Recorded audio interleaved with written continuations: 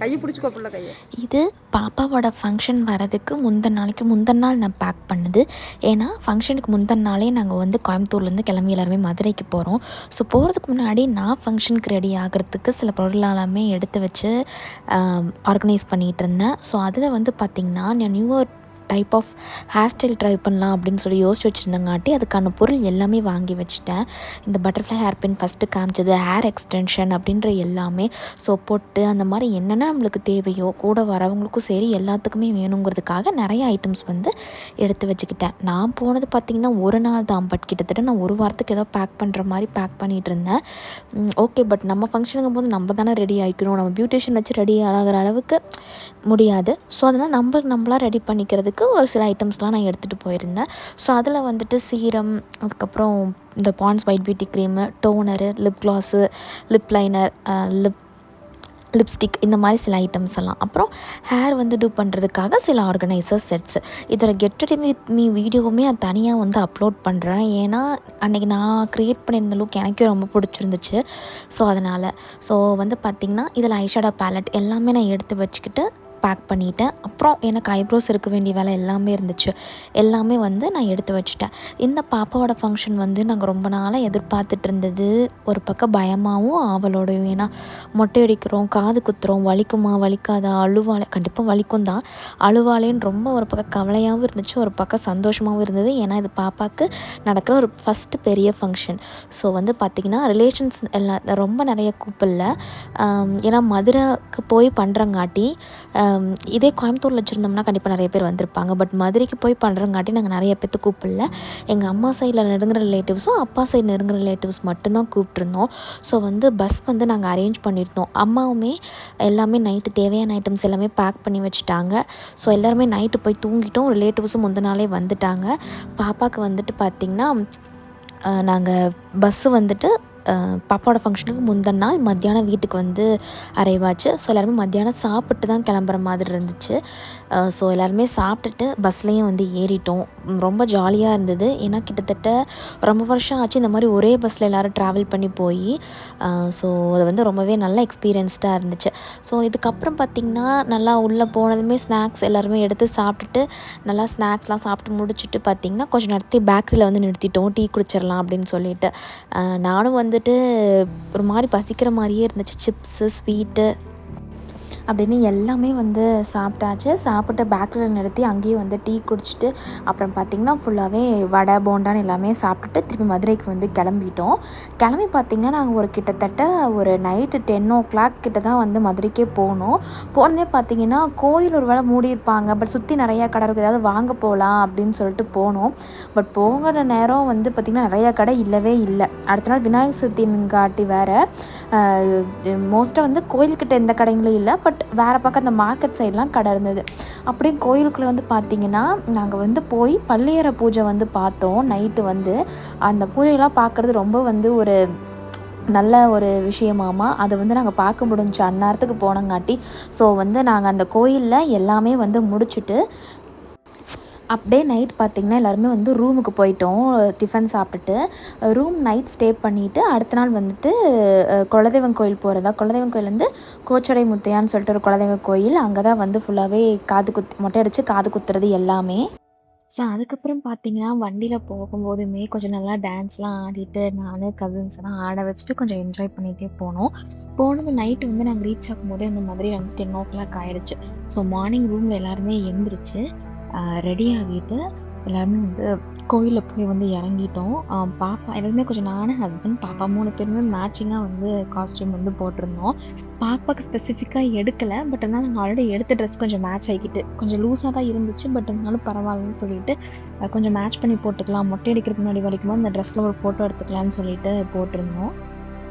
இவங்களில் வந்து பார்த்திங்கன்னா காது குத்துறதுக்கு முன்னாடி மொட்டை அடிச்சுட்டு காது குத்துக்கு முன்னாடி பொங்க வைப்பாங்க போல். ஸோ பொங்க வைக்கிறதுக்கான எல்லா ஐட்டம்ஸும் வந்துட்டு எங்கள் வீட்டில் வந்து வாங்கி கொடுத்துருந்தாங்க. அங்கே போனது பார்த்திங்கன்னா ஃபஸ்ட்டு வந்து மார்னிங் பிரேக்ஃபாஸ்ட்டை வந்து முடிச்சுட்டு பொங்க வைக்கிறதுக்கு வந்துட்டு முன்னாடி மொட்டை அடிக்கலான்னு எல்லாம் வெயிட் பண்ணோம். மொட்டை அடிக்கிறவர் வந்துட்டார். பாப்பா அழுதுகிட்டே இருந்தா. ஏதோ ஒரு பொருள் கொடுத்து சமாதானப்படுத்தினாலுமே அப்போதைக்கு கொஞ்ச நேரம் அமைதியாக இருக்கா, மறுபடியும் அழுகுறா. காலைல எந்திரிச்சதுலேருந்து நைன்னு அழுதுகிட்டே இருந்தா. எங்களுக்கே தெரில ஏன் தான் இப்படி அழுகுறாளோ அப்படின்ட்டு. என்னை தவிர மோஸ்ட்டாக யார்கிட்டையும் போகவும் இல்லை. கடைசியாக ஒரு வழியாக ஃபீட் பண்ணலானாலுமே ஃபீட் பண்ணால் குழந்தை தூங்காமல் மொட்டை அடிக்கக்கூடாதுன்னு சொல்லிட்டு ஃபீடும் பண்ண விடலை. ஸோ மார்னிங் கொஞ்சம் அவளை ஃபீட் எடுத்துக்கிட்டது மட்டும்தான். அதுக்கப்புறமா அவள் எதுவுமே சாப்பிடல. நாங்களும் என்னென்னமோ பண்ணி சமாதானப்படுத்தணும், ஃபோனில் காட்டணும், அவளுக்கு பிடிச்ச பாட்டுன்ட்டு அவள் அழுகையை நிறுத்தவே இல்லை. அழுது டயர்டாகி மறுபடியும் அழுதுகிட்டே இருந்தா. எங்களுக்கே அழுகையே வந்துருச்சு, அவ்வளோ அழுதா. பாதியிலே மொட்டை அடிக்காமல் எடுத்துகிட்டு போயிடலான்ற அளவுக்கு இருந்தது. என்ன சமாதானப்படுத்தியுமே அவள் அழுகையை நிறுத்தவே இல்லை. இது வரைக்கும் நாங்கள் இந்த அளவுக்கு அழுக விட்டதும் கிடையாது. எல்லாருமே அப்படி தானே, யார் அவன் குழந்தைங்கள ரொம்ப அழுக விடுவோம், கொஞ்சம் அழுதாலே நம்ம எல்லாம் சமாதானப்படுத்திடுவோம். இது எதுவுமே பண்ணவும் முடியாமல் நாங்கள் ரொம்ப வந்துட்டு கவலையாக இருந்தது. எப்படா முட்டை அடித்து முடிப்பாங்க, ஒவ்வொரு இதுவும் இந்த பக்கம் எப்போ முடிப்பாங்க, அந்த பக்கம் எப்போ முடிப்பாங்கன்னே நாங்கள் உட்காந்துருந்தோம். அந்த மொட்டை அடிக்கிறவரும் ரொம்ப பொறுமையாக அடித்தார். அதிகம் எங்கேயுமே காயமே இல்லை.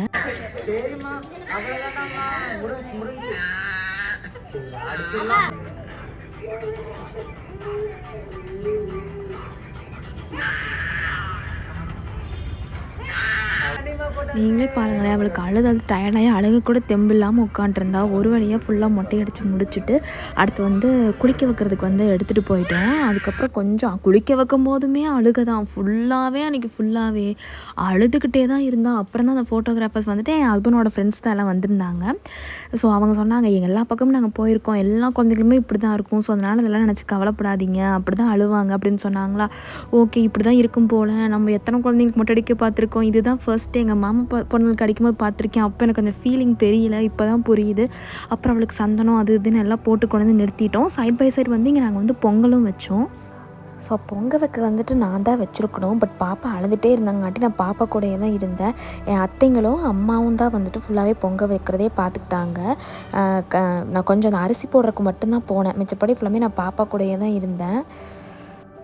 அன்றைக்கி வந்து பார்த்திங்கன்னா சக்கரை பொங்கல் தான் வச்சோம். சக்கரை பொங்கல் வச்சு அங்கே இருக்கிற சாமிங்க எல்லாத்துக்குமே படைச்சிட்டு கோயிலில் வந்துருக்கிறவங்களுக்கும் பிரசாதம் கொடுக்குற மாதிரி வந்து பண்ணோம். இந்த கொஞ்சம் நேரம் தான் வந்து பாப்பா கொஞ்ச நேரம் வந்துட்டு பார்த்திங்கன்னா ஹஸ்பண்ட் கிட்ட இருந்தாங்க. கொஞ்சம் நேரம் வச்சுருந்தோம். முக்கால்வாசி நேரம் எங்கள் அம்மா வச்சுருந்தாங்க. ஏன்னா எனக்கு வந்து அந்த சாரியை கட்டிக்கிட்டு அங்கே போக இங்கே போக முடியாமல் அதுவே எனக்கு ஒரு பெரிய திணறல்.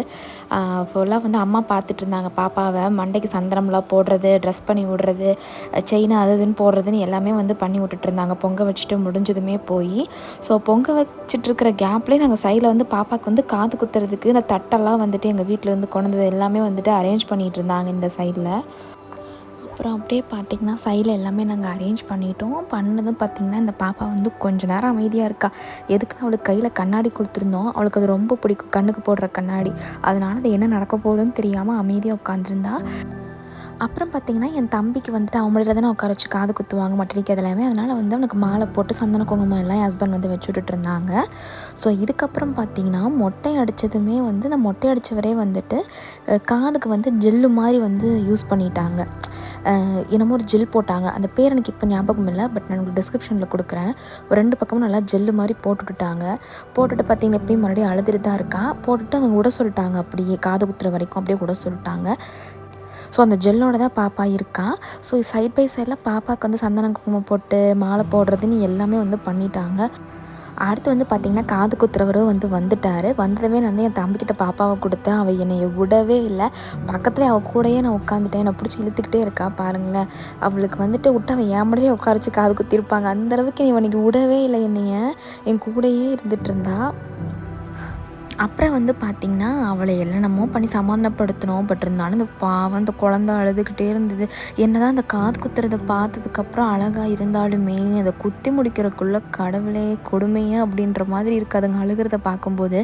அப்புறம் வந்து பார்த்திங்கன்னா என் தம்பிக்கு எங்கே பிடிக்க தெரியாதான்னு சொல்லிட்டு எங்கள் மாமா இருப்பாங்களே, எங்கள் மாமா அம்மாவோட தம்பி, அவங்கள விட்டு கொஞ்சம் தலையை நல்லா பிடிச்சிக்கோங்க காது குத்தும் போதுன்னு சொல்லிட்டு பிடிக்க சொல்லியிருந்தேன். அப்புறம் வந்து பார்த்திங்கன்னா அந்த காது குத்துறவர் வந்துட்டு நல்லா கர்ச்சீஃப்லாம் வாங்கி ஆல்ரெடி போட்டிருந்த க்ரீம் எல்லாம் நல்லா தொடச்சி எடுத்துட்டாரு.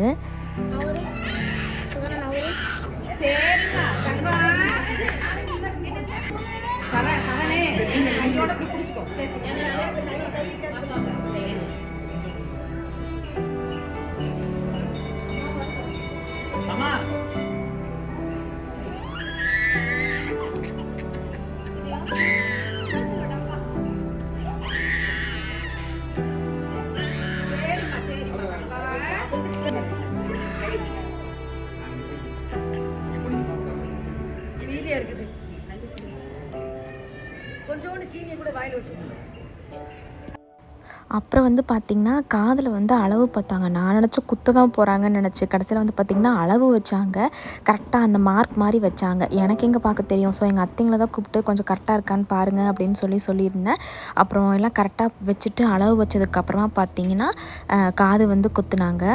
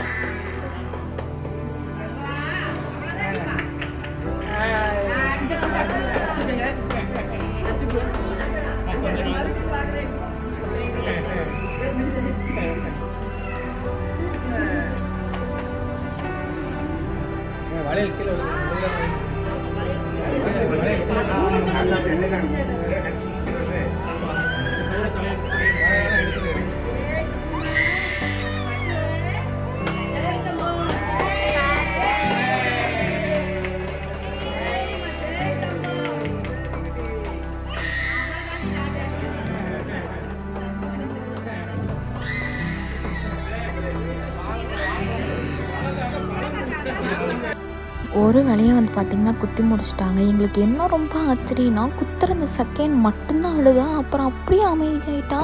என்னென்ன அது ஆச்சரியமாக இருக்குது அப்படின்ற மாதிரி இருந்துச்சு. ஒரு வேளை முடிஞ்சு போச்சு எல்லாமே, இனிமேல் நம்ம டிஸ்டர்ப் பண்ண மாட்டாங்கன்னு நினச்சிட்டு அழுகலையே என்னன்னு தெரில. அப்புறம் வாயில் ஸ்வீட்லாம் வச்சு விட்டாங்க. அப்புறம் அந்த காது குத்து வரமே அந்த இடத்துல நல்லா வாஷ் பண்ணி விட்டுட்டு அந்த ஜெல்லை நல்லா மறுபடியும் காது நிறைய வந்து போட்டு விட்டுட்டாரு. மேபி அந்த ஜெல் நல்லா காதை வந்து மறுக்க வச்சிருச்சுன்னு நினைக்கிறேன். அப்புறம் பார்த்திங்கன்னா எவ்வளோ அமைதியாக இருக்கான்னு பாருங்களேன். சும்மா அந்த என்கிட்ட வந்ததுமே நான் வாங்கினதுமே அவள் அழுகவே இல்லை. அதுக்கப்புறமா அவள் பாட்டுக்கு அமைதியாக இருந்தால் அடுத்த நாள் 2 days 3 days வலிக்குன்னு சொல்லுவாங்க. அந்த மாதிரிலாம் எதுவுமே அவள் அழுகலை. தேங்காய் நாங்கள் நார்மலாக வச்சுட்டு இருந்தோம். அவள் காது வலின்னு சொல்லி அழுகவே இல்லை. அவள் அப்படியே அமைதியாகிட்டா. அப்புறம் அவளுக்கு சந்தன குங்குமம் போட்டு எல்லாமே வந்து வச்சு விட்டுட்டாங்க. அப்புறம் நானும் எடுத்துக்கிட்ட பாவம் குழந்தை இன்னைக்கு அழுதுகிட்டே இருக்கேன்னு ரொம்ப கஷ்டமாக இருந்தது.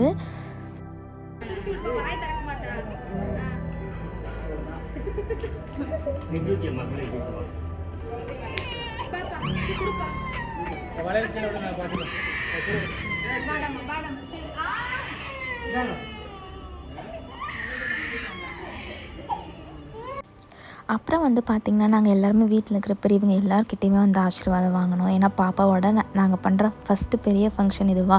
ஸோ எல்லாத்துட்டையும் கண்டிப்பாக ஆசீர்வாதம் வாங்கணும்னு சொல்லிட்டு ஆசீர்வாதம் வாங்கிட்டு அப்புறம் வந்து பார்த்திங்கன்னா சாமிக்கு வந்துட்டு தட்டில் வந்து இந்த வேஷ்டி சட்டை எல்லாமே வந்து வச்சு கொடுத்தாங்க.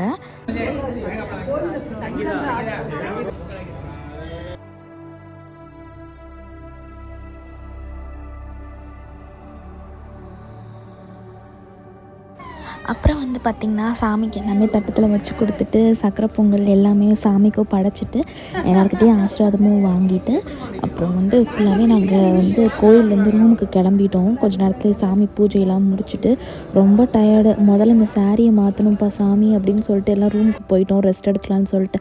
அப்புறம் வந்து பார்த்திங்கன்னா லஞ்ச் வந்து ஃபுல்லாகவே ஏற்பாடு பண்ணியிருந்தாங்க ஹஸ்பண்ட் சைடு. எல்லாமே லஞ்ச் போய் ஃபுல்லாக சாப்பிட்டுட்டு அப்படியே வந்துட்டு அங்கேருந்தே நாங்கள் டேரெக்டாக கோயம்புத்தூருக்கு வந்து கிளம்பிட்டோம்.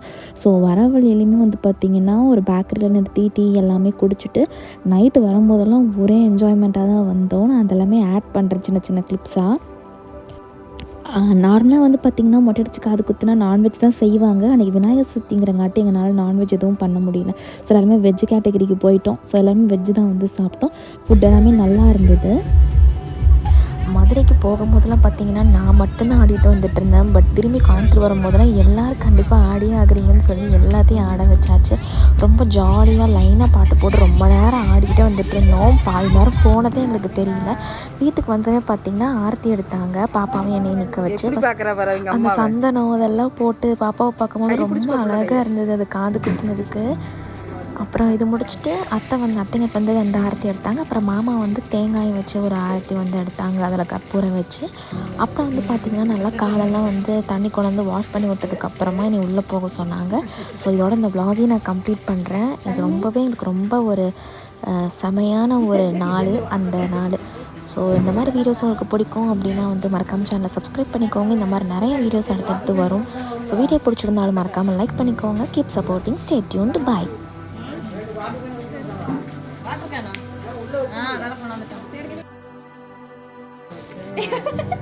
எவ்வளவு குஷி ஆயிட்டு இருக்கானே.